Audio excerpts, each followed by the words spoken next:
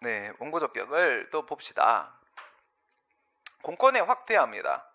공권이 인정되면 원고적격이 인정되니까 공권이 확대되면 원고적격이 확대가 될 겁니다. 그런데 공권은 어떻게 확대가 되겠는가? 법률상 보호이익이라고 했죠. 그러면 법률의 범위가 확대가 되면 법률상 보호이익의 범위, 공권의 범위, 원고적격의 범위가 확대될 것이며 또한 보호의 범위가 확대가 된다면 역시 원고적격의 범위는 확대될 수밖에 없을 겁니다.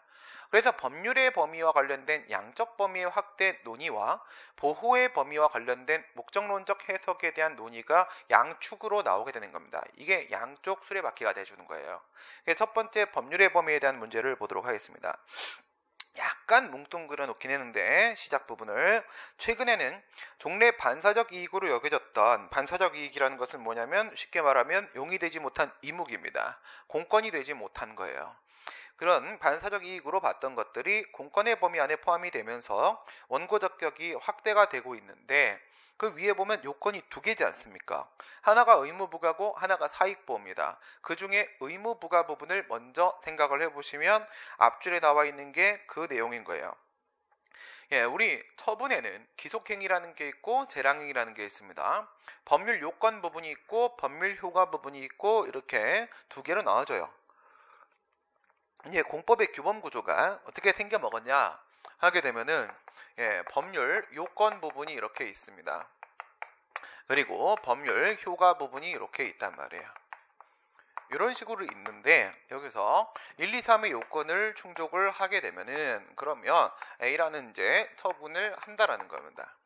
A라는 처분을 하게 되는데 그 처분이 뭐일 수도 있고 기속행위일 수도 있고 뭐일 수도 있고 재량행위일 수도 있습니다.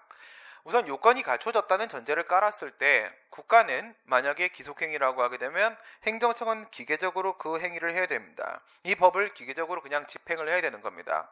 반드시 A라는 처분을 해야 되겠죠. 그게 수익적인 처분이든 침익적인 처분이든 간에 말입니다. 하지만 밑에 재량이라고 한다면 재량행위의 경우에 있어서는 1, 2, 3의 요건을 갖춘 상황이라고 하더라도 반드시 저 처분을 해야 하는 것은 아니고 뭐 어떻게 할 수 있어요? 할 수도 있고 안 할 수도 있고 이 사이에 있어서의 모든 법적 효과를 선택할 수 있는 재량이라는 것이 인정될 수가 있을 겁니다. 그러면 의무부가라는 요건과 관련돼 가지고 기속행위 부분을 생각을 해보세요. 만약에 요건을 갖추고 있다면 국가는 반드시 저 행동을 해야 하는 의무가 부과되겠죠. 그래서 당연히 의무가 인정됩니다. 근데 이 법은 무슨 법이야? 행정작용의 기준을 제시하고 있으니까 작용법이죠. 작용법은 또한 실체법이라고 부른다라고 했죠. 그렇다면 이 실체법대로 행동을 해야 되는 의무가 부과되니까 그런 걸 우리가 실체법적 공의무라고 하게 됩니다. 실체법적 공의무. 기속행위면 당연히 국가에게는 실체법적 공의무가 부과가 됩니다. 그러면 문제가 되는 건 어느 쪽이야? 재량행위 쪽이라 이거예요. 재량행위 쪽. 행정법의 역사는 무엇을 말하는 것이다? 행정법의 역사는 재량의 수축의 역사입니다. 재량이 점차적으로 좁아져 가고 있어요. 국가 쪽에. 그러니까 과거에는 어떻게 봤었냐면 입법부에서 입법자가 행정부한테 무엇을 인정하는 거야? 지금처럼 할 수 있다. 법률로서 행정부한테 재량권을 인정을 한 겁니다. 이렇게 법률을 통해서 재량권을 부여받은 행정부는 어떻게 하냐? 마음대로 하면 된다라고 봤었습니다. 저 재량을 무엇으로 봤었다? 완전한 자유재량으로 보던 시절이 있었어요. 완전한 백지재량으로 보던 시절이 있었습니다. 그렇다면 국가에게 어떤 의무가 있습니까? 재량행위의 경우에 있어서는 아무 의무가 없는 거죠. 그냥 자유롭게 하면 되는 겁니다. 그러나 현재는 이 자유재량 행위로는 이미 포기가 되었고요. 극복이 되었고 지금은 무하자 재량 행사 의무라는 것을 인정을 하고 있습니다.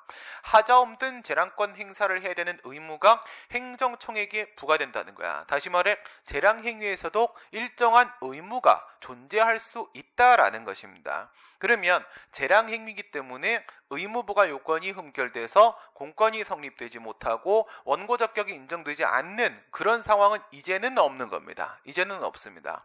우리 행정소송법 제27조를 보도록 하겠습니다. 27조 법령집 제30페이지였었죠. 이런 거 암기하면 안 되는데, 교재 페이지를 암기하면 안 되는데 이제 막 암기가 되려고 하네. 30페이지에 27조입니다. 27조는 26번 법조문이네요. 행정청이 재량에 속하는 처분이라고 하더라도 재량권의 한계를 넘거나 그 남용이 있는 때에는 법원은 이를 취소할 수 있다라고 되어 있습니다. 27조. 재량행위에서도 취소 판결이 나올 수 있다는 얘기죠. 재량행위에서도 뭐가 나올 수 있다? 취소가 존재할 수 있다. 취소가 존재할 수 있다. 그러면 취소성에서는 어떨 때 취소라는 걸 합니까? 처분이 위법일 때 취소라는 것을 하게 되겠죠. 그러면 재량행위에서도 위법이 존재할 수 있다는 얘기가 되는 것이죠. 그러면 위법이라는 것은 무엇을 의미하냐 이거예요. 위법은 의무 위반을 말하는 겁니다. 의무 위반. 그러니까 넌 이 새끼야 그거 위법한 행위야 이 새끼야 이렇게 우리가 얘기하잖아. 그게 무슨 말이야? 너는 법상 부과되고 있는 의무를 위반하고 있는 중이야 라는 뜻이잖아요. 그렇죠? 위법은 뭐예요? 위법은 의무 위반입니다. 그러면 재량에서 위법이 존재할 수 있다는 것은 재량에도 의무가 존재할 수 있다는 것을 내포하고 있는 것이죠. 어떻게 연결했는지 생각하세요. 27조.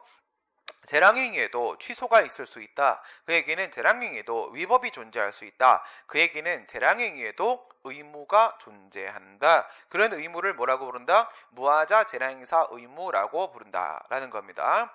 그러면 의무 부과와 관련돼서 기속행위에서는 실체법적 공의무가 부과되고 재량행위에서는 무하자 재량행사 의무라는 게 부과되기 때문에 의무 부과 요건이 깨질 일은 없습니다. 그러면 두 번째 요건은 넘어가면서 사익보호성에 대한 문제로 가게 된다라는 것이지. 이 사익보호성과 관련돼서 아까 얘기했던 법률의 범위 확대, 그 다음에 보호의 범위 확대 이런 얘기가 나오는 거야. 어느 쪽에서 나오는 거라고? 사익보호성 쪽에서 나오게 되는 거라고. 법률 부분이 양적 범위, 그 다음에 보호 부분이 질적 범위의 확대 논의가 되는 것입니다. 그 양적 범위 보시게 되면 이게 바로 보호규범 이론이에요. 보호규범의 확대, 보호규범 이론. 이 법률은 무슨 말이냐? 법률상 보호이익이라고 했죠? 그 이익을 보호하고 있는 법률입니다. 그 이익을 보호하고 있는 규범입니다. 그 보호규범의 범위를 확대하면 그러면 그에 비례해서 공권의 범위도 같이 확대될 수밖에 없다. 이게 당연한 얘기죠. 이게 당연한 얘기가 바로 보호규범 이론인 거예요. 보호규범 이론 뭐라고? 비례해서 공권 범위 같이 확대된다라는 거죠. 그러면 법률의 범위는 과연 어디까지 확대할 수 있을까? 만약에 식품위생법에 따라서 영업정지를 하거나 75조에 영업허가 취소를 한다라거나 하면 그 영업허가 취소 처분의 직접적인 근거 법규는 식품위생법이 되겠죠. 이처럼 처분은 그 근거법이 필요하고요. 근거법 말고 거기서 어떤 이익을 보하면 좋은데 그렇지 않다고 했을 때 어디까지 확대할 수도 있다고? 관계법규까지 확대할 수도 있다. 관계법규설. 관계법규설은 관계됐으면 다 되는 거야. 관계됐으면. 관계된다라는 것은 두 가지가 있을 수 있어요. 이 처분과 관계를 맺고 있으면 되는 거거든. 근데 그 처분을 행하는데 필요한 절차가 있을 수 있어요. 그 절차를 다루고 있는 법도 관계된 건 맞으니까 관계법규 안에 포함돼요. 그 다음에 이 처분을 할 때 같이 딸려 나오는 관련 처분이 있을 때가 있어요. 그러니까 A라는 처분을 하면 법에서 B라는 처분도 나온 것으로 본다, 인정한다 이렇게 되면은 A라는 처분에 B라는 처분은 관련 처분이 돼요. 그런데 그 관련 처분의 근거법도 있을 거 아니겠습니까? 관련 처분의 근거법이 바로 관련법규예요. 관련법규. 어쨌든 이것도 A라는 처분과 관계가 되고 있는 법규인 건 맞잖아. 그래서 관계법규 안에는 절차법규와 관련법규 두 가지가 포함될 수 있다 이거야. 그러면 얘네들 말에 따르게 되면 절차법규나 관련법규에서 그 갑이라는 사람의 이익을 보호하고 있다라고 해석될 수 있으면 그러면 그때도 사익보호성 인정할 수 있다는 겁니다. 그 다음에 이제 헌법상 기본권 고려설이라는 게 있습니다. 여기까지 문제가 잘 출제되지는 않는데 이거는 헌법재판소 결정례로서 한 가지가 있어요. 병마개 제조업자 사건이라는 건데 이거는 아예 법이 바뀌어서 지금으로선 의미가 없고 헌법상 기본권을 근거로 해서 원고적격을 인정한 케이스가 있기는 있다 이겁니다. 이거는 헌법상의 기본권, 헌법상 권리를 우리가 기본권이라고 합니다. 헌법상 권리를 기본권이라고 하게 되는데 법률상 권리와 헌법상 권리는 우리가 구별하는 거예요. 헌법상의 기본권 또는 헌법상의 원리를 통해서도 그 개인의 이익을 보호하는 취지를 도출해낼 수도 있다라고 보는 게 바로 헌법상 기본권 고려설입니다. 46페이지로 가게 되면 대법원은요, 요거는 이제 우리가 문제를 풀면서 여러 가지 상황들을 보게 될 텐데 여기서 다 말하기에는 좀 그렇습니다. 그래서 우리 대법원은 관계법규설의 입장을 취하고 있습니다. 관계법규설, 헌법까지는 넓히지 않았어요. 그 다음에 헌법재판소 같은 경우에는 헌법상 기본권 고려설의 입장을 취하고 있다. 그래서 외우긴 쉽죠. 헌재니까 헌법 이렇게 되는 거예요. 그래서 헌법상 기본권 고려설을 취한 적이 있었는데 이게 바로 헌법 제15조의 직업선택의 자유로부터 도출되는 경쟁의 자유에 기초해서 법률상 이익이 인정된다라고 본 적이 있었습니다. 딱 이렇게 표현했어요. 요거는 하나밖에 없어서 그대로 제시를 했습니다. 뭐라고 되어 있어요? 헌법상 기본권인 경쟁의 자유가 처분의 취소를 구할 법률상 이익이다라고 아예 못 박아버렸습니다. 그래서 기본권 고려설의 입장을 취하고 있다. 여기서 검토는 여러분 시험관 직접 관계 없습니다. 검토는 어쨌든 대법원과 헌법재판소가 여기까지 인정하고 있다는 점만 기억하시면 되겠고, 좋습니다. 이렇게 해서 우리가 법률의 범위를 확대를 시켜봤습니다. 근데 확대를 거기까지 할 수 있다고 하더라도 말이죠. 할 수 있다고 하더라도 갖고 오면 뭐해? 그죠? 데리고 오면 뭐합니까? 걔가 일을 해야 될 거 아니겠습니까? 그러니까 관계법규까지 확대를 했는데 그 안에 사익보호 취지가 안 나와. 헌법까지 확대를 했는데 그 안에 사익보호 취지가 안 나와. 그러면 데리고 온 이유가 없는 거잖아. 그쵸? 근데 이게 다 공법 아니겠습니까? 그쵸? 이게 다 공법 법규들이기 때문에 말씀드린 대로 1차적으로는 공익을 보호하는 측면밖에 없어요.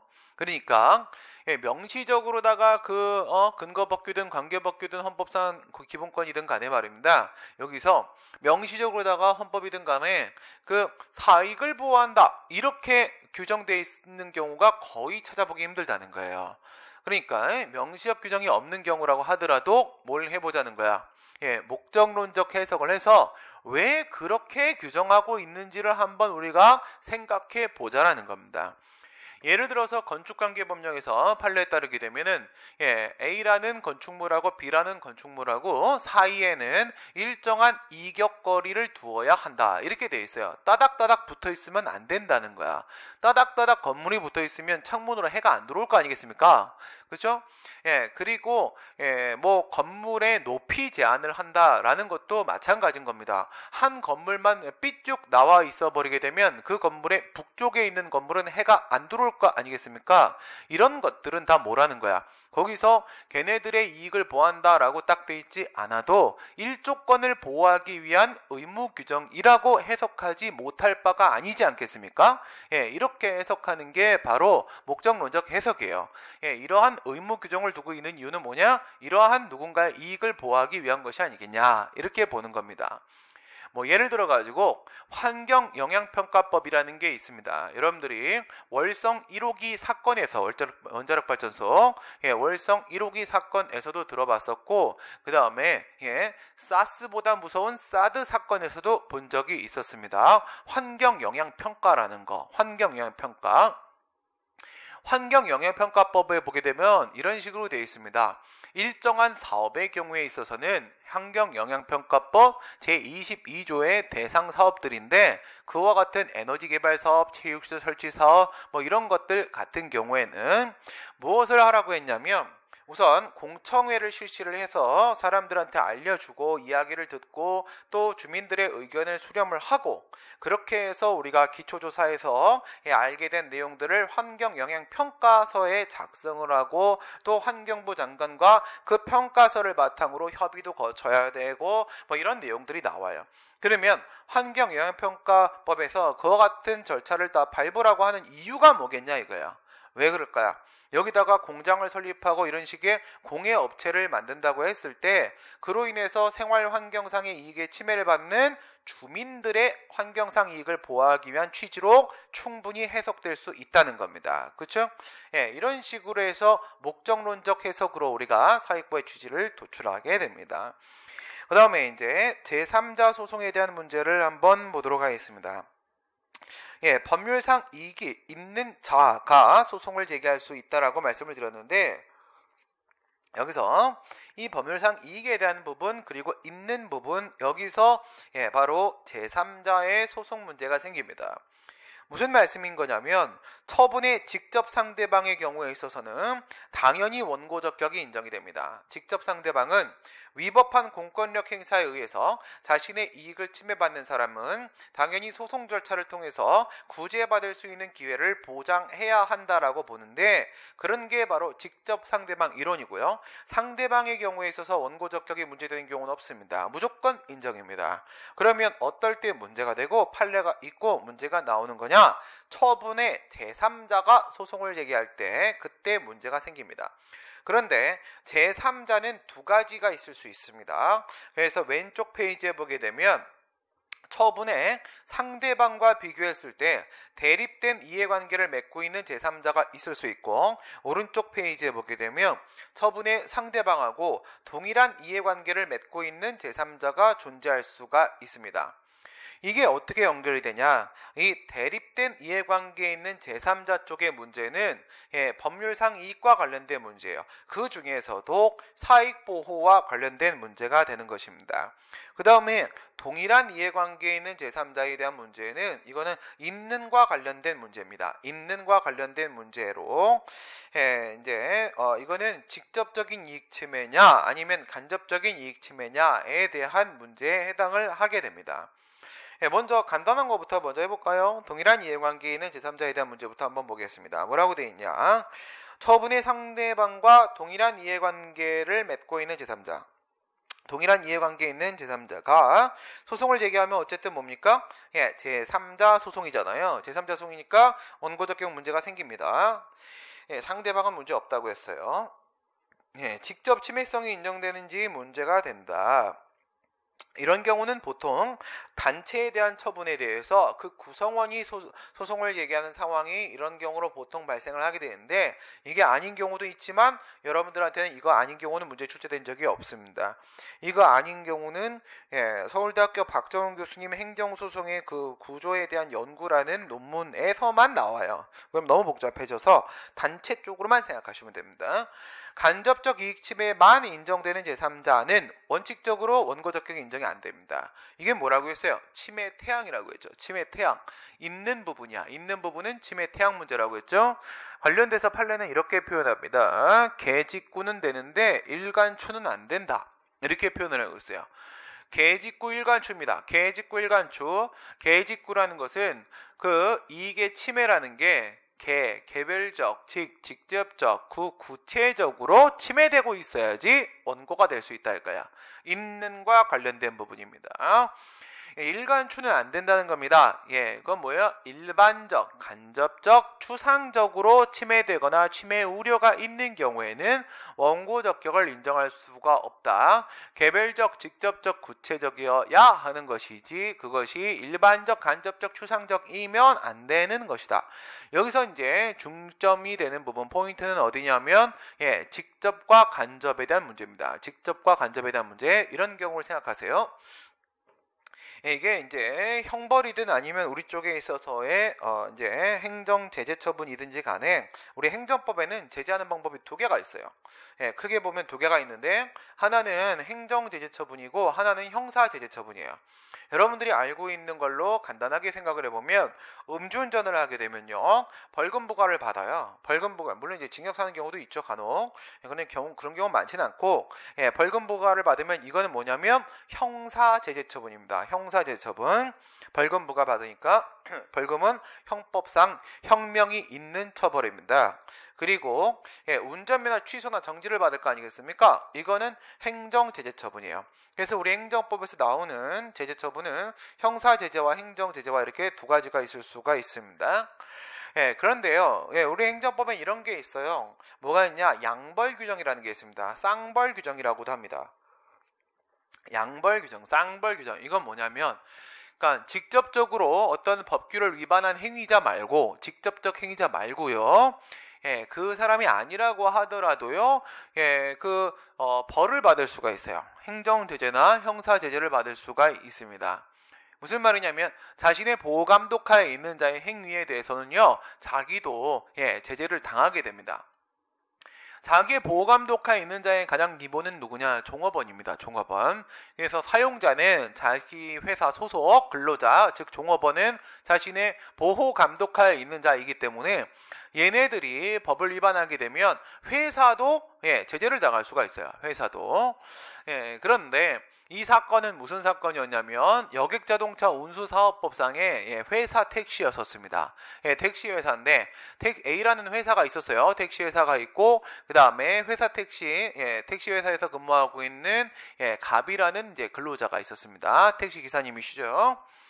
근데 이 택시기사님이 여객자동차 운수사업법에 보면 이렇게 되어 있어요. 여객을 합승시키면 안 된다 이렇게 되어 있거든요. 합승 금지 의무 부과를 하고 있습니다. 그런 걸 우리가 법규 하명이라고 합니다. 행정행위의 종류 중에서 명령적 행정행위에 하명이라는 게 있었죠. 하명, 의무를 부과하는 거예요.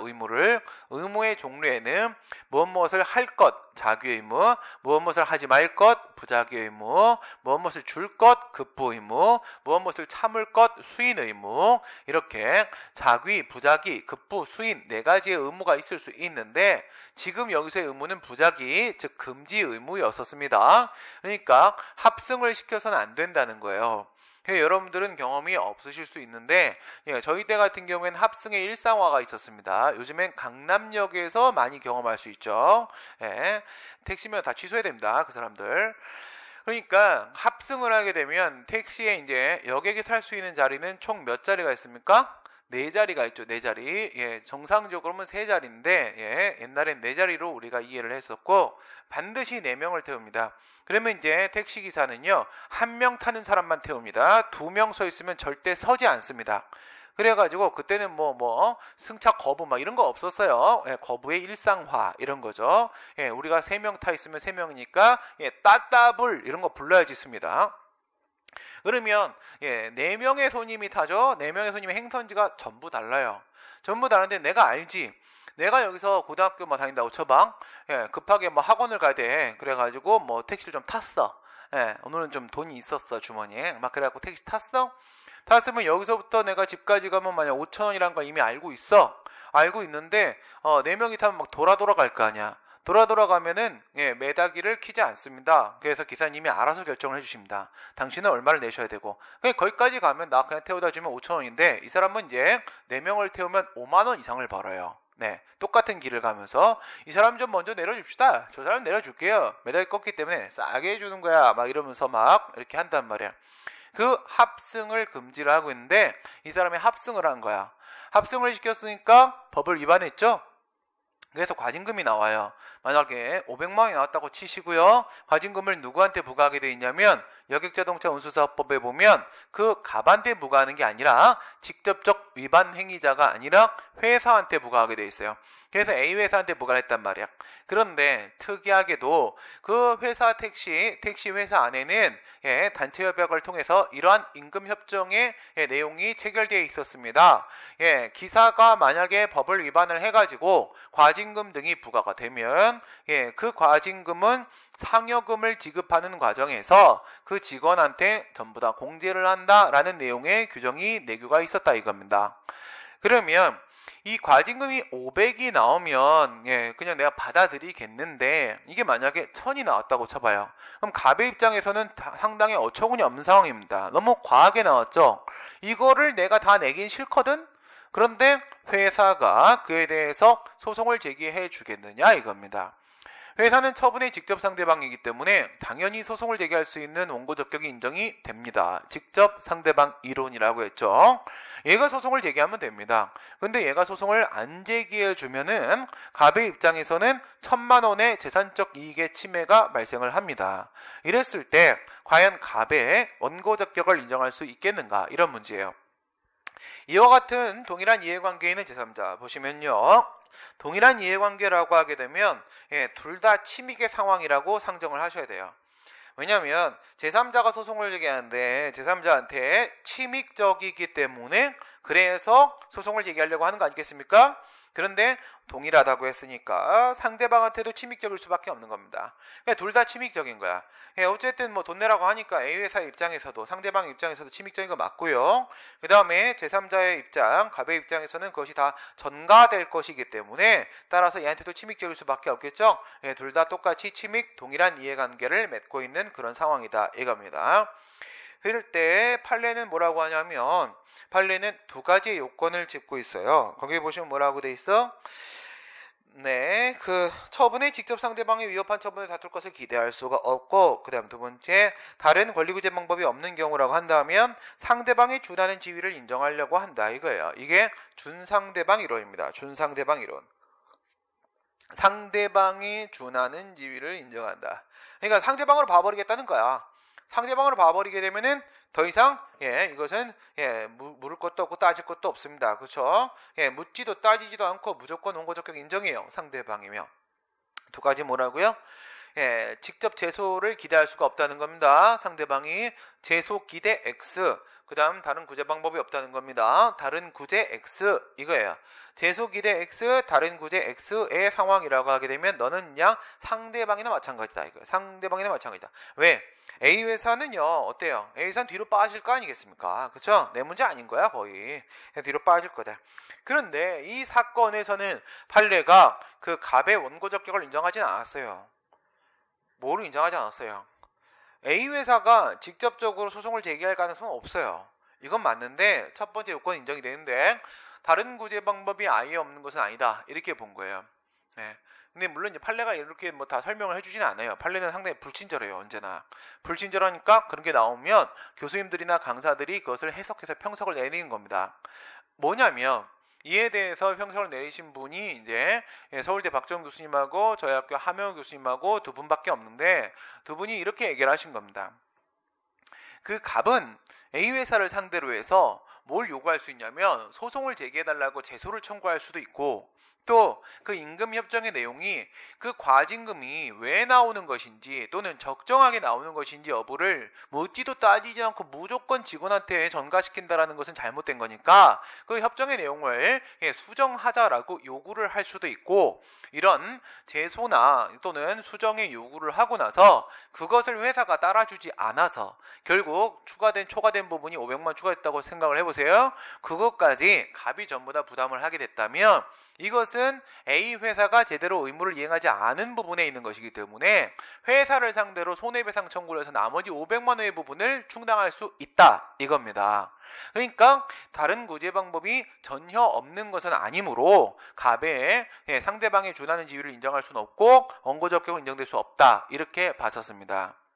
그러면 이걸 인정한 케이스는 없냐? 인정한 케이스도 있어요. 어떤 케이스가 있냐면 두 개가 더 있는데 판례가 그건 두 개는 인정을 했습니다. 하나는 저축은행 사건인데요. 저축은행 사건. 이 법인이잖아요, 회사. 법인은 소송을 누가 대신을 하는 거냐면 대표이사가 대신해야 됩니다. 소송을 대행을 하거든. 근데 이 대표이사가 금융감독기관으로부터 직무정지를 당했단 말이야. 직무정지를 당하면 소송을 대신할 수 있는 권한도 상실을 당하게 됩니다. 소송을 제기할 수가 없어. 그런데 그 금융감독기관에서 이 저축은행을 사실상 해산시키는 처분을 내렸습니다. 단순한 직무명령이 아니었습니다. 직무정지가 아니라 이것은 단순한 이제 그런 이제 의무부가 하는 게 아니라 아예 사실상 그 존립을 위협하는 처분을 했는데, 근데 소송을 할 수가 없는 입장이야. 대표이사가. 즉 뭐야? 회사가 소송을 수행할 수 없는 상황이었단 말입니다. 방금 전에 A회사라고 생각을 하게 되면 A회사는 전가 규정이 있으니까 그 소송을 제기할 의도가 없어요. 의지가 없죠. 요구가 없습니다. 하지만 저축은행은 소송을 제기할 제소의 요구가 충분히 있어요. 충분히 있는데 손발 묶인 거야. 손발 묶여 소송을 못 제기하는 상황입니다. 근데 다른 방법이 있느냐? 다른 방법이 없어요. 회사가 뭘 해줄 수 있는 게 없어요. 저축은행 입장에서. 이런 상황이 완전히 앞뒤 다 꽉 막힌 상황인데, 그때 이 회사 만약에 해산당하면 어떻게 돼요? 주주들. 그렇죠? 이 법인의 주주들 난감하지 않겠습니까? 그래서 주주들의 원고 적격을 인정했었던 케이스가 한 번 있었고요. 그 다음 두 번째는 뭐냐면 이런 상황이에요. 갑이라는 사람이 단란주점을 운영을 하고 있었습니다. 룸사롱을 운영을 하고 있었습니다. 이런 거 유흥주점 한번 운영을 하면, 뭐 신림역 이런 데서 하면 하루에 몇 천만 원씩 벌어요. 되게 잘 벌지 않습니까? 공무원 하면 되겠습니까?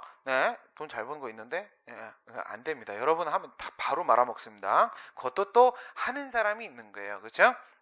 자신이랑 맞는 일을 하는 거야. 어쩔 수 없습니다. 그거는 저도 강의는 남 못지않게 한다라고 생각을 하는데, 막 필기도 하나도 안 하잖아요. 옛날 막 필기 막 확 이렇게 채우고 막 그랬는데, 말로 해도 충분히 전달된다. 기술은 점점 좋아지죠, 사람들이. 네, 저도 학원 사업을 2번을 해봤는데 2번 다 말아먹었다고 했죠. 첫 번째 말아먹었을 때 번 돈 다 날리고, 갑자기 돈을 많이 벌어가지고 시작을 한 건데, 근데 다 날리고 한 6억 맞았습니다. 두 번째 다 갚았고, 그리고 나서 또 다시 또 돈을 벌어 또 차렸거든요. 또 차렸는데 또 말아먹고 이번엔 한 2억 맞았습니다. 그러니까 이래저래 뭐 거기 이자에다가 뭐 그동안 그거 일을 제대로 할 수 없어서 상황 이렇게 하면 대충 한 10억 이상 손해를 봤겠죠. 그건 뭐예요? 그 사업 마인드 없는 사람들이 있어요. 사업 마인드 없는 사람들 하면 안 됩니다. 자기랑 맞는 일을 하시는 게 맞는데, 이런 생각을 한번 해봐요. 여기서 이제 룸사롱 하고 있는 갑이라는 사람이 있었는데요. 이 사람이 팔아먹고 갔어요. 누구한테? 을한테. 그러면 갑은 뭐야? 양도인이죠. 그리고 을은 양수인이 될 겁니다. 이런 문제는 공법과 사법의 두 단계로 비교해야 돼요. 이럴 땐 항상 제일 먼저 1단계는 사법 관계고요. 그 다음에 2단계는 공법 관계에 대한 문제로 갈 겁니다. 1단계 먼저 사법 관계에 들어가시게 되면 둘이끼리 뭘 하겠습니까? 팔고 사겠지. 그쵸? 이 영업재산을 넘기는 겁니다. 그래서 팔고 사면 양도계약을 체결합니다. 사법상 계약을 체결합니다. 돈 주고 받았어요. 돈 주고 받았고 이제 여기서 끝났어요. 여기서 끝나고 양도인은 도망갑니다. 그렇죠? 받을 돈 다 받았으니까 얘는 사라집니다. 사라지고 이제 양수인은 어때요? 양수인이 이제 영업을 하려고 하게 되면 영업자의 지위가 영업권이 공법관계에서 영업권은 여전히 양도인한테 있는 상태이기 때문에 얘는 행정청한테 영업자 지위 승계 신고라는 것을 해야 됩니다. 그래서 그게 수리가 되어야지만 비로소 그 영업권이 양도인으로부터 넘어오게 되고 인수를 받을 수가 있습니다. 그래야 얘가 적법하게 영업행위를 할 수가 있게 돼요. 그런데 얘가 아직까지 뭘 안 한 상황이냐면 사법관계 1단계에서 양도계약 체결을 했고요. 돈 줬고요. 사긴 샀어요. 이 지금 영업장소가 내 거이긴 맞습니다. 내 거이긴 맞는데 공법관계에서 영업권을 아직 이전받지 못한 상태, 이런 상태를 뭐라고 하냐면 법률상 양수인이 아니고 사실상 양수인의 상태에 있다라고 얘기를 하게 되는데, 이 사실상 양수인에 있는 상태에서 예전에 양도인의 잘못으로 인해서 이 영업허가 취소라는 처분이 나와버리는 겁니다. 그러면 영업허가 취소 처분은 누구한테 나오게 되겠어? 양도인한테 나온단 말이에요. 양도인. 왜? 법상 현재 영업자의 지위는 아직 양도인한테 있잖아. 그러니까 행정청은 양도인한테 영업허가 취소 처분을 한다는 겁니다. 그러면 양수인은 처분의 상대방입니까? 처분의 제3자입니까? 제3자 아니겠습니까? 제3자인 상황인데 허가를 취소하게 되면 직접 상대방인 양도인에게도 침익이고, 그리고 양수인의 입장에서는요, 지위를 승계받아야 되는데 승계받을 영업자 지위가 제가 없어요. 그러면 난 넘겨받을 수가 없는 겁니다. 이러면 무용지물인 영업재산을 산 거예요, 내가. 이런 상황이 돼버린 거란 말이죠. 그럼 얘한테도 침익적인 상황이야. 이랬을 때 첫 번째, 제소 기대가 됩니까 안 됩니까? 상대방이. 제가 소송을 왜 대신해 줍니까? 그쵸? 이미 돈 받고 끝났어요. 자기 영업 안 할 거란 말이야. 뭐 소송을 얘가 왜 대신해 줍니까? 힘들어 죽겠는데. 안 해줄 테고요. 다른 구제 방법도 전혀 없어요. 이 상황에서는 뭐 어쩔 거야. 제가 어디인지도 몰라요. 그쵸? 도망가 버렸어요. 예, 이런 상황이니까 이럴 땐 노답이다. 그래서 이때도 이 동일한 이해관계는 제3자 양수인의 원고적격을 인정한 적이 있었습니다. 예, 이게 동일한 이해관계인 제3자 있는에 대한 부분이고요. 그 다음 또 하나 단순한 거 자 들어가 보겠습니다. 자, 법률상 이익이 있는 자라고 했죠. 자는 무슨 자예요? 놈자입니다. 놈자, 이놈 저놈 할 때 놈자입니다. 예, 이놈 저놈은 이 사람 저 사람이란 뜻입니다. 자는 사람이죠. 그래서 소송을 제기하려면 사람이어야 됩니다. 왜 그렇죠? 우선 기본적으로 우리가 이야기하는 소송은 주관적 소송입니다. 주관적 소송은 권리나 이익을 구제받기 위한 소송이기 때문에 소송을 제기하는 친구가 반드시 권리 의무의 주체여야 합니다. 권리 의무라는 것을 가지고 있는 자여야 되는 건데요. 그러려면은 권리 능력이 있어야 돼요. 권리 능력, 민법상, 즉 실체법상 권리 능력이 전제가 되어서 소송법상 당사자가 될 수 있는 능력, 당사자 능력이 인정될 수 있는 거야. 권리 능력이 없는 사람은 소송의 당사자 능력 자체를 못 가져요. 당사자 능력을 가졌다는 뜻은 바로 뭐냐면 일반적인 사건에서 소송을 수행할 수 있는 능력이 있다라는 뜻이에요. 원고적격은 뭐냐? 요 당사자 능력이라는 1단계에서 더 들어가서 2단계 가시게 되면 이 구체적인 사건에서의 당사자 적격이 인정된다는 겁니다. 1단계 뭐라고? 당사자 능력. 당사자 능력이라는 것은 일반적 사건에서 소송을 수행할 수 있는 능력이 있다는 겁니다. 그 다음 당사자 적격. 원고 적격이라는 것은 구체적 사건에 있어서의 자격을 갖추고 있다는 겁니다. 1단계 당사자 능력이 깨지면 원고 적격은 죽었다 깨어나도 인정이 안 됩니다. 그런데 이 당사자 능력은 무엇을 기초로 해서 인정되는 거라고? 소송법상 당사자 능력은 너 미쳤니? 미친 게 맞구나. 그냥 죽어라. 얘는 지금 미쳤어요. 노트북이 자꾸 켜졌다 꺼졌다 하면서 켜져서도 그냥 깜박깜박하면서 막 이렇게 막 합니다. 윙크하고 막 미친 것 같아요. 제정신 아니고 너도 생명이 다 한 거야.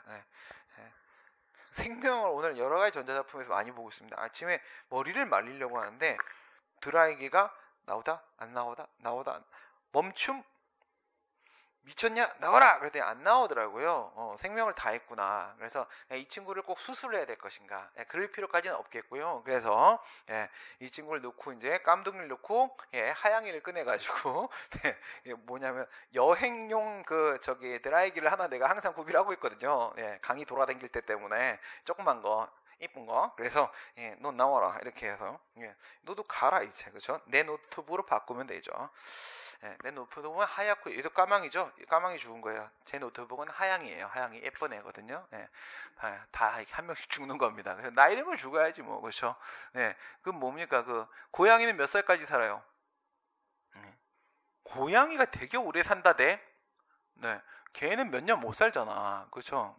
그래서 어렸을 때 우리 강아지들 죽는 거 보고 많이 울고 막 그랬는데 고양이 키우는 애한테 고양이 몇 살까지 사는데? 그러니까 뭐 15살? 막 이런 얘기를 하는 거야. 와, 되게 오래 산다. 그럼 거의 가족 되겠는데? 근데 가족이 되지는 않을 것 같아요. 고양이는 어때요? 개랑 비교했을 때 건방져요. 그쵸? 이 새끼는 지가 사람인 줄 알죠? 안 되겠어요, 이 새끼. 그치?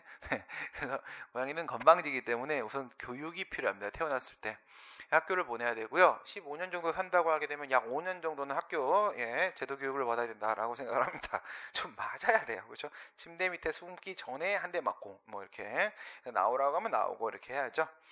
그래서 저는 건방지기 제일 싫어서 다른 사람에게 민폐 끼치는 거 세상 제일 싫어하고 그 제일 싫어하는 사람이 누군지 아세요? 길 걷고 있는데 천천히 걷는 자.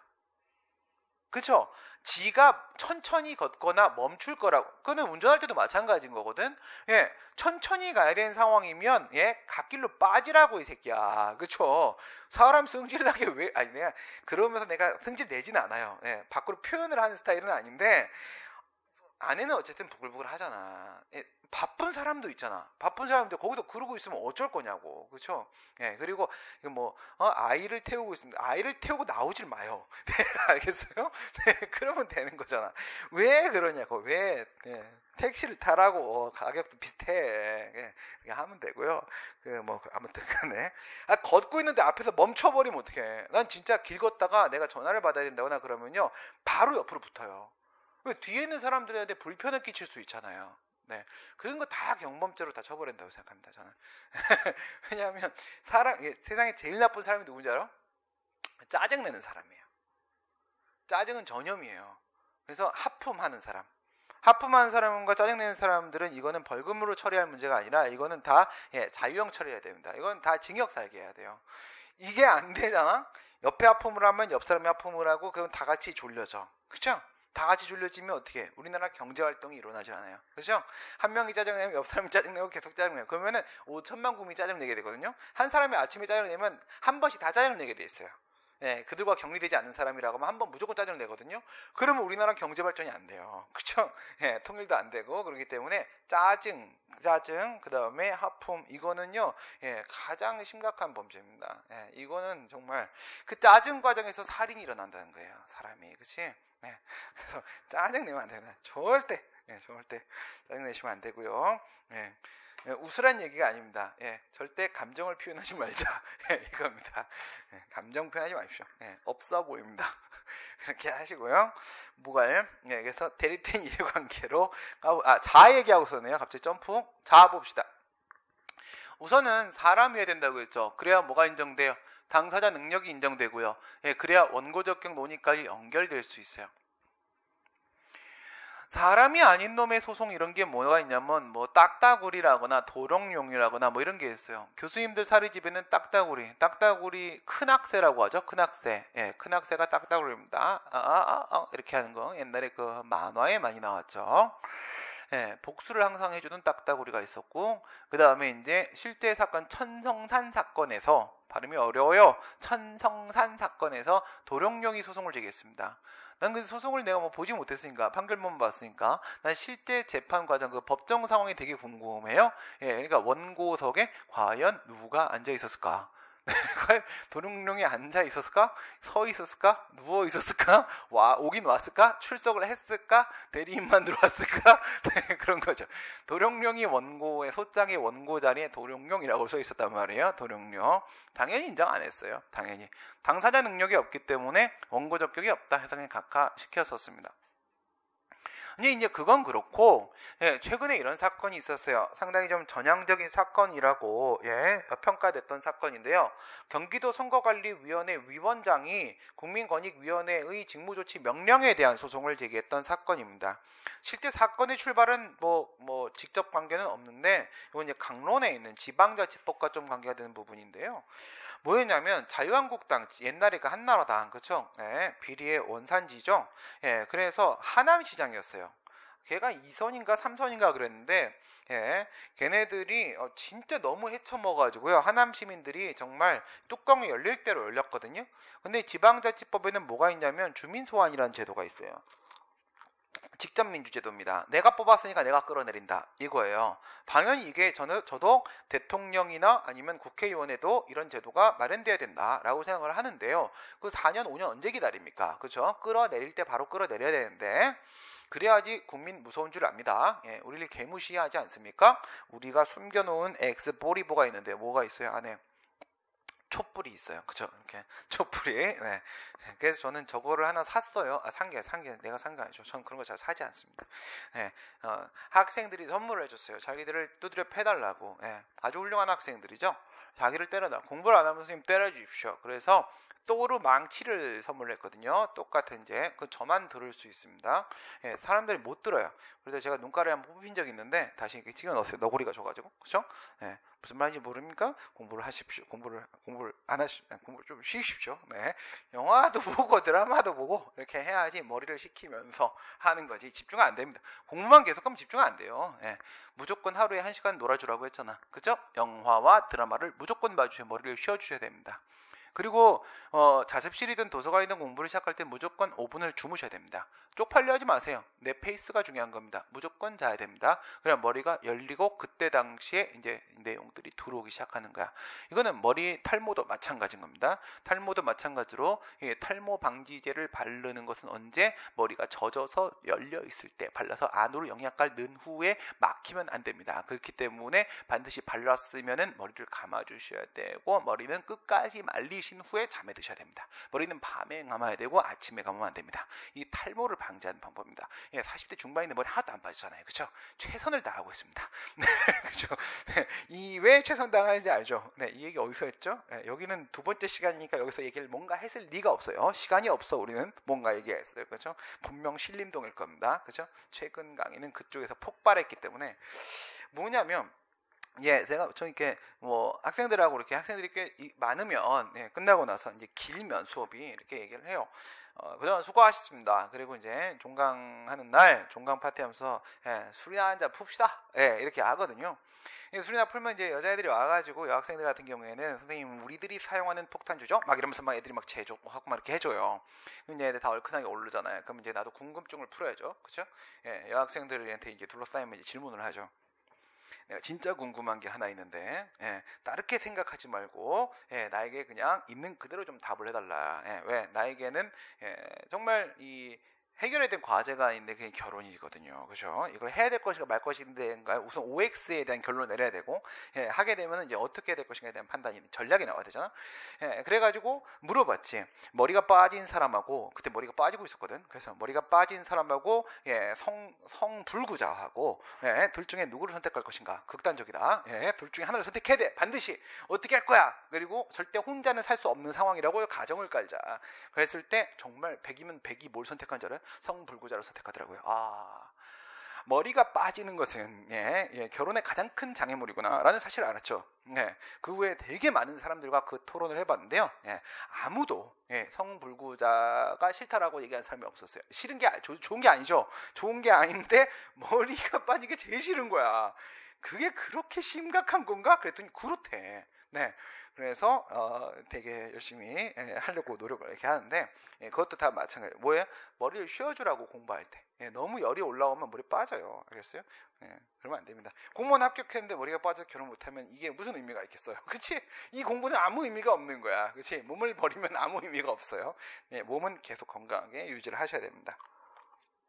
매일 운동하고 절대 여러분들은 근력 운동하지 마시고요. 근력 운동하면 집중 안 됩니다. 머리가 굳어요. 그렇게 움직이는 게 아니라 뭐 해야 돼요? 계속 걸으세요. 뛰지 말고요. 올립니다. 머리가 집중 안 됩니다.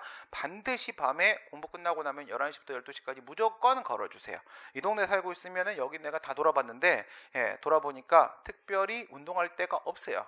운동할 데가 없어서 뭐밖에 방법이 없겠냐 한번 생각해보니까 저기 길 건너편에 수산시장 있는데 거기는 사람이 아무도 없대.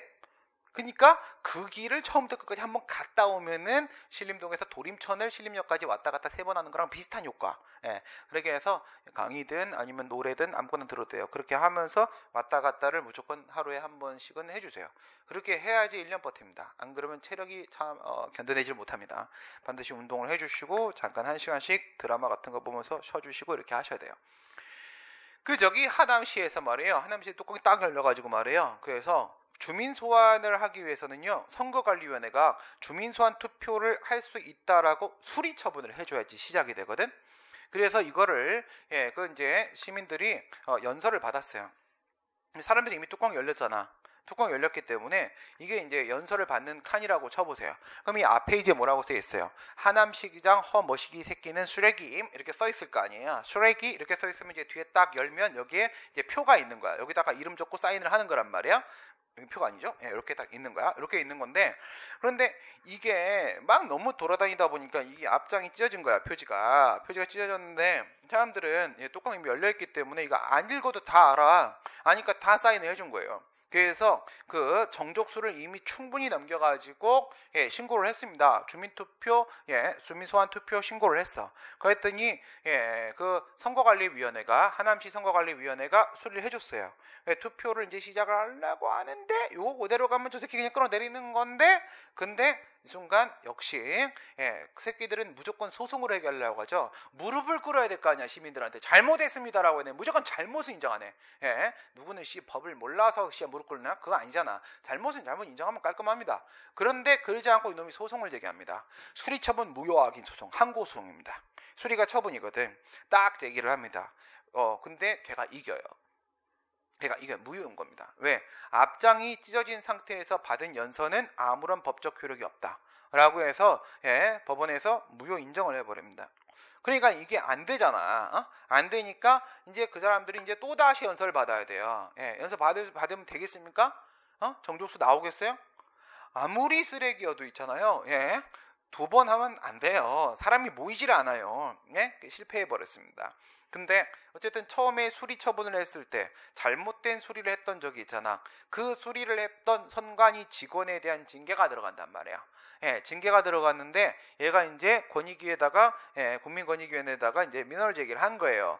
내가 뭘 잘못했습니까? 이러면서 그랬더니 요번에는 경기도 선거관리위원회에서 얘한테 보복성 징계를 더 세게 들어갔어요.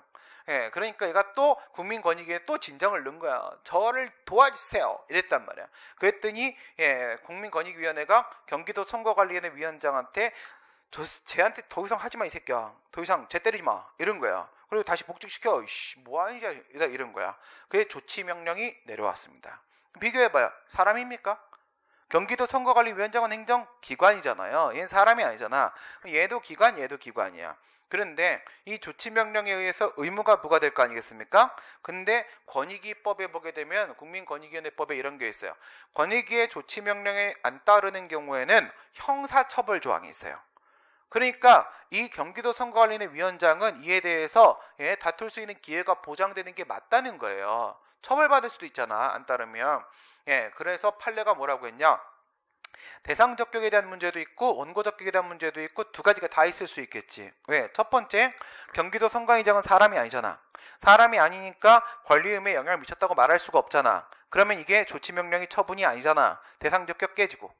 두 번째, 얘는 사람이 아니잖아. 사람이 아니니까 당사자 능력이 없지. 그럼 원고 적격 깨지고 다 깨진 거야.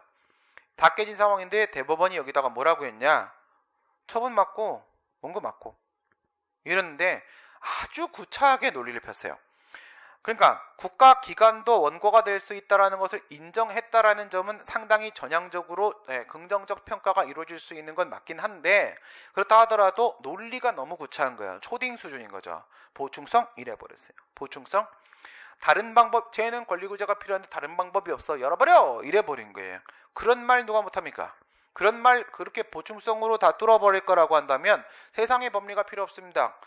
쟤 살려야겠다. 보충성? 쟤도 살려야겠는데? 보충성? 이렇게 하면 그게 판례입니까? 그래서 교수님들한테 엄청 비판을 받는 거야.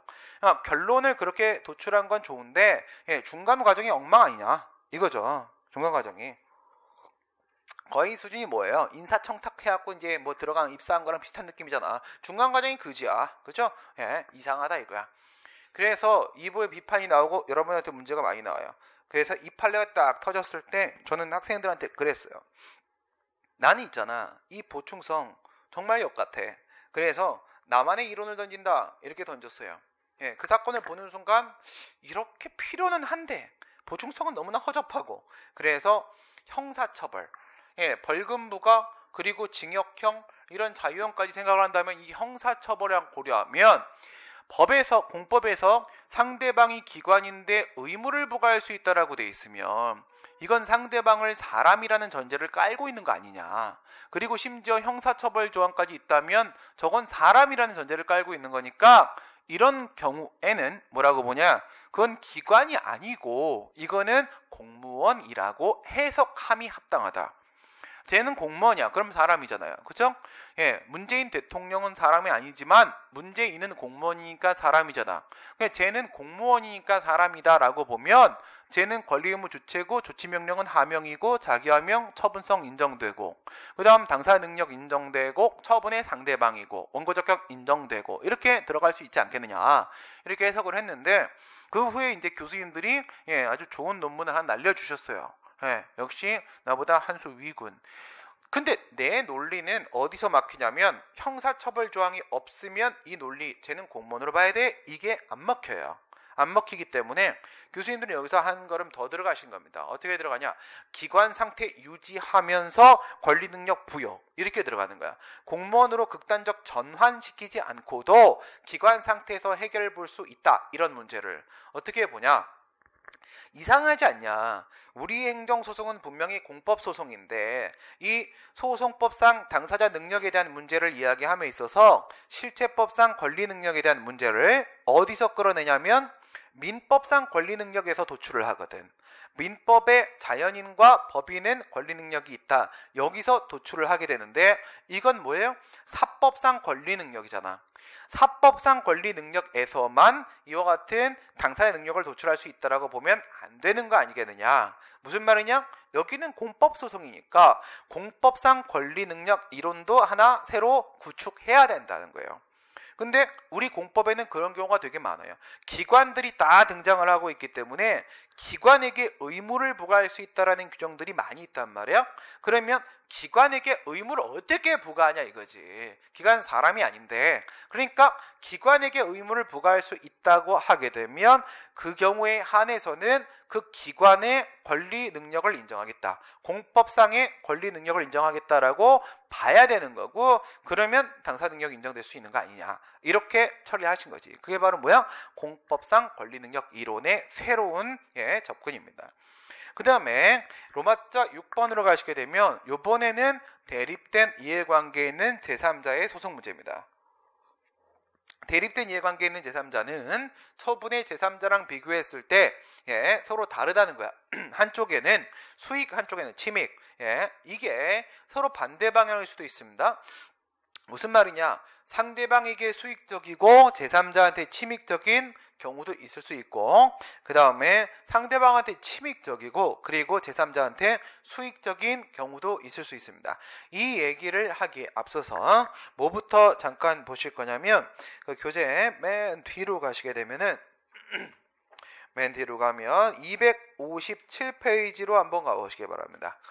257페이지로 가게 되면 행정법 분쟁의 유형 4가지가 나오게 될 거예요. 행정법 분쟁의 유형. 이거는 서울대 박정훈 교수님이 만드신 행정법의 유형이에요. 논문에 나왔던 얘기고요. 박정훈 교수님 얘기로 거의 여기저기 많이 막 영향을 받습니다. 신림동에선 엄청 유명하신 분이에요. 물론 신림동 바로 앞에 서울대가 있어서 유명한 게 아니고요. 그런 의미도 없는 건 아니지. 그러니까 이분이 유학을 가실 때 대학원 마치고 학부 마치고 이제 유럽으로 유학을 가시려고 하는데 자금이 없어. 그래서 당시에 신림동으로 내려오셨어요. 학원에 와서 강의를 하신 거죠, 행정법을. 그때 행정법 강사가 한 번 다 물갈이가 됐어요. 다 사라졌습니다. 내려와가지고 싹쓸이를 한 거야. 진짜 모든 사람이 그 사람 수업을 들어야만 하는 거야. 너무나 똑똑하고 너무나 쉽게 잘 가르쳐주는 거죠. 지금도 서울대에서 강의는 그렇게 하세요. 쉽게 너무 잘 가르치는데 시험이 너무 어려워서 애들이 수업을 안 들어. 시험이 너무 어려워. 그렇게 가르쳐준 내용으로는 못 푸는 문제를 내. 왜 그러시는 거야 도대체? 근데 어쨌든 강의를 엄청 잘 하시는 거야. 그래서 신림동을 싹쓸이를 딱 하시니까 학원에서 어떻게 했어요? 가지 말고 남아달라. 이렇게 얘기를 했겠지. 그랬더니 돈 필요 없다. 그리고 뒤도 돌아보지 않고 유학을 가신 거거든요. 그리고 논문을 상당히 막 훌륭한 걸 많이 내놓으셨어요. 그래서 이걸 만드셨는데 지금은 다른 교수님들도 이 방식을 인정을 하십니다. 이 방식을 1, 2, 3, 4유형이에요. 1유형은 상대방의 방어 소송이고, 2유형은 상대방의 요구 소송이고, 3유형은 제3자의 방어 소송이고, 그리고 4유형은 제3자의 요구 소송입니다. 뭐라고요? 상대방의 방어 소송, 상대방의 요구 소송, 그리고 제3자의 방어 소송, 제3자의 요구 소송. 이게 바로 1유형, 2유형, 3유형, 4유형이에요. 거기 표에 나와 있는 대로, 그림에 나와 있는 대로 어떻게 돼요? 만약에 나한테 철거 명령 처분이 나왔습니다. 그러면 나한테 침익적 처분이 나왔죠? 하지 말라고 하겠죠? 방어 소송입니다. 그런데 나는 누굽니까? 나는 처분의 상대방이죠. 소송을 제기하는 원고는 처분의 상대방 쪽이에요. 이런 상황이 바로 1유형의 상황입니다. 1유형이냐 2유형이냐 3유형이냐 4유형이냐에 따라서 모든 법리가 다 달라지기 때문에 무조건 분쟁은 4개로 구분을 하셔야 됩니다. 그 다음 두 번째는요, 2유형이에요. 내가 영업허가를 신청을 했거든. 그랬더니 저 친구한테 거부를 하거나 부작위를 하거나 이렇게 하는 겁니다. 그래서 내가 소송을 제기하지 않습니까? 이럴 때는 뭘 조심하시냐면 소송의 대상이 되는 처분이 기준이 아닙니다. 신청의 대상이 되는 처분이 기준입니다. 내가 영업허가를 신청했으면 그 영업허가가 그게 기준이 되는 거야. 그래서 그것을 기준으로 봤을 때 이것도 역시 마찬가지로 상대방이 제기하는 소송이죠. 상대방이 제기한 소송이니까 근데 나는 뭐예요? 영업허가를 내달라고 요구하고 있는 겁니다. 해달라는 거니까 이런 건 상대방의 요구 소송이 되는 겁니다. 그 다음에 3형으로 가시게 되면 얘는 제3자 방어소송이에요. 제3자 방어소송 LPG 충전 사업허가 사건 가지고 보시면 단순해집니다. 간단합니다. 무슨 말이냐면 이 사업구역, 관할구역 안에는요 한 명만 LPG 충전 사업을 할 수 있도록 되어 있었습니다. 법규상. 그런데 갑하고 을하고 둘이가 내가 하겠다라고 신청을 한 겁니다. 이래 신청을 했을 때 행정청이 누구한테? 갑한테 허가를 내려준 거야. 그때 을이 소송을 제기하게 되는 겁니다. 갑한테 허가가 나왔는데 을이 소송을 제기하는 거야. 그러면 저번에 상대방은 갑이고 소송을 제기하는 원고는 제3자죠. 제3자 을이 되고 있어요. 이건 뭐예요? 제3자 방어소송입니다. 을의 입장에서는 갑에 대해서 행했던 허가 처분을 취소해달라고 하는 거잖아. 싫다는 거예요. 방어소송이고 처분의 제3자가 소송을 제기하고 있습니다. 제3자 방어소송이 되는 겁니다. 그 다음에 네 번째는요, 개선명령 사건을 가지고 생각을 하시면 됩니다. 대기환경보전법이라는 게 있고요, 수질 및 수생태계 보전에 관한 법률이라는 게 있는데 최근에 바뀌었어 이름이. 물환경보전법. 쉽죠? 물환경보전법. 수질 및 수생태계 보전에 관한 법률이 물환경보전법 이렇게 돼 있는데 뭐 걔네들 33조 및 각각 4조의 6에 보면 어떤 내용이 나오냐면 배출 허용 기준을 정하고 그 배출 허용 기준을 초과해서 공장 등에서 대기 오염물질이나 아니면 수질 오염물질을 배출하는 경우에는 행정청은 그에 대해서 시정명령으로 개선 요구를 해야 된다라고 돼 있어요. 개선 명령을 발하는 겁니다. 그런데 말이에요. 배출 허용 기준을 초과하는 오염물질의 배출이 있었음에도 불구하고 행정청이 아무런 조치를 취하고 있지 않은 상황이야. 이랬을 때 인근 주민 만약에 을이 공장장은 갑이고 그 다음에 인근 주민은 을이고 이렇게 생각해봐요. 인근 주민 을이 행정청한테 공장장 갑에 대해서 개선 명령을 발해달라고 처분 신청을 하는 겁니다. 처분 신청을 했는데 얘가 거부나 부작위를 한 거예요. 행정청이. 그랬을 때 뭘 기준으로 하는 거라고 했어요? 소송의 대상이 되는 처분, 그 거부 처분, 부작위 처분이 아니고 신청의 대상이 되었던 원처분을 기준으로 하는 거라고 했죠. 신청의 대상이 되었던 개선명령 처분을 기준으로 하게 되면은 상대방은 공장장 갑이 되는 것이고 소송을 제기하는 원고는 처분의 제3자가 되고 있는 상황인 겁니다. 이렇게 되면 제3자가 소송을 제기하는 건데 원고가 이 개선명령을 해달라고 요구를 하고 있는 거잖아. 제3자 요구 소송이 되는 겁니다. 이게 바로 뭐예요? 사유형 상황이 되는 거죠. 이렇게 해서 1, 2, 3, 4유형을 처리한 상황에서 원고 적격 다시 가고 간단하게 상황 파악하고 다음 시간에 요걸 조금 더 자세하게 제가 들어가 보도록 하겠습니다. 대립된 이해관계인 제3자 46페이지로 가시게 되면 대립된 이해관계인 제3자 문제는 몇 유형이 나올 수가 있냐면 3유형, 4유형이 나올 수가 있는 거예요. 제3자 소송이잖아. 그치? 제3자 소송은 행정법 분쟁의 유형에서는 제3자가 소송을 제기하는 게 3, 4유형이죠. 3, 4유형 그쪽에 문제가 생기고 그럴 때 원고적격 논의가 나온다는 겁니다. 그럴 때는 동일한 이해관계가 아니고 대립된 이해관계에 있는 제3자이기 때문에 문제가 되는 거고 이거는 간접적 이익 침해여서가 아니고 사익보상이 인정되는지와 관련돼서 논의가 나오게 되는 것이다 라는 겁니다. 이렇게 했을 때 첫 번째는 경원자, 두 번째는 경업자, 세 번째는 경쟁자, 네 번째는 인린. 맨 밑에 표 47페이지 맨 밑에 표 보시게 되면 뭐냐? 기존 신규, 기존 기준, 그 다음에 주민, 인근 주민, 주민 공해 이렇게 되는 겁니다. 신규, 기존, 기존, 인근 주민, 주민공해 이렇게 되는 겁니다. 그리고 나서 왼쪽이 원고입니다. 얘네들이 소송을 제기할 때 이때 과연 원고 적격이 인정될 수 있겠는가에 대한 문제예요. 방금 우리가 얘기했던 LPG 충전 사업 허가 사건을 한번 생각을 해보시기 바랍니다. LPG 충전 사업 허가 사건 보시게 되면은 한 명의 사업자만 선정을 한다라고 했잖아. 두 명이 신청을 했지 않습니까? 요 표대로 하게 되면 누구한테 허가 나온 거야? 을한테. 그쵸? 예. 47페이지 밑에 표대로 하게 되면 을한테 허가가 나온 거야. 그래서 예, 둘 다 신청을 했었지. 예, 경원자 관계에 있는 경원 관계는 경쟁적으로 원하는 관계에 있다라는 겁니다. 경쟁적으로 원하는 둘 다 신청을 했다는 얘기예요. 둘 다 신청을 했다.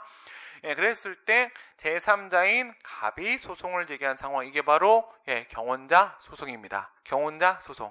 여기서 이제 조심해야 될 건 바로 뭐냐면 허가를 받은 을이 경원자고요. 소송을 제기하는 갑은 제3자가 되는 겁니다. 경원자라는 이름은 누구한테 붙이는 거야? 인허가를 받은 사람한테 경원자, 경업자 이런 이름을 붙여주는 겁니다. 판례에 따르면. 예, 이럴 때에는 경원자 관계가 성립되면 원고 적격은 무조건 인정됩니다. 무조건. 왜 인정이 되는 것이냐? 일방에 대한 허가는 타방에 대한 불허가로 귀결되는 거잖아요. 그러면 을에 대한 허가가 단순히 을에 대한 허가라고 말을 할 수는 없는 거예요. 이 안에는 모두 포함되는 거야.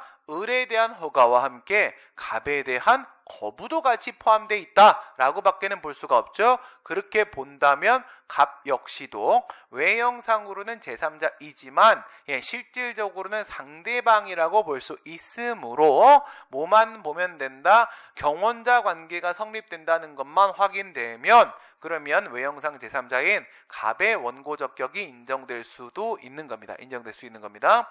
그 다음에 경업자 소송은 예, 원래 기존업자가 있었던 거예요. 시장 안에서 독점적인 이익을 누리고 있었던 기존업자가 있는데 만약에 신규 업자가 위법한 허가 처분을 받고 시장에 진입을 해버리게 되면은 기존업자의 독점적 이익이 예, 당연히 뭐예요? 침해될 수밖에 없지 않겠습니까? 이랬을 때 그 신규 업자가 더 이상 진입하지 못하도록 방지하기 위해서 제기하는 소송이 바로 경업자 소송에 대한 문제가 되는 겁니다.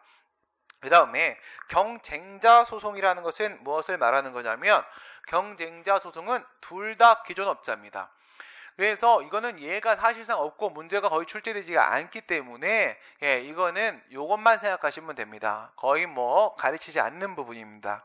무슨 말이냐면 시장 내에 기존 업장으로 경쟁 업자인 갑하고 을하고 이렇게 있는 겁니다. 그런데 과점 시장이었었던 것이고요. 시장의 크기는 사이즈는 약 200억 정도 되고 갑과 을은 둘 다 매출이 100억 정도 됩니다.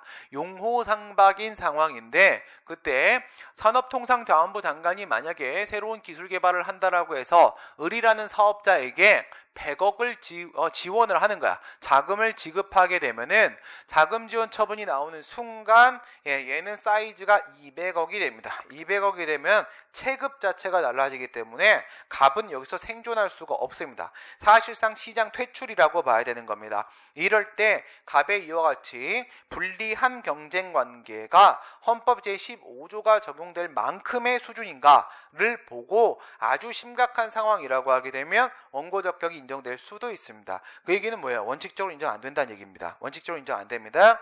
그 다음에 인민소송이라는 것은 뭐 발전소라거나 아니면 폐기물 처리 사업이라거나 아니면 뭐 골프장 건설이라거나 이런 식의 상황이 나왔을 때 아까 말씀드렸던 환경영향평가법을 근거로 해서 과연 인근주민 제3자인 인근주민의 원고 적격이 인정될 수 있는지에 대한 판단을 묻는 게 바로 이게 인민소송 또는 이웃소송 또는 주민소송이라고 하는 부분의 원고 적격에 대한 논의가 되는 것입니다.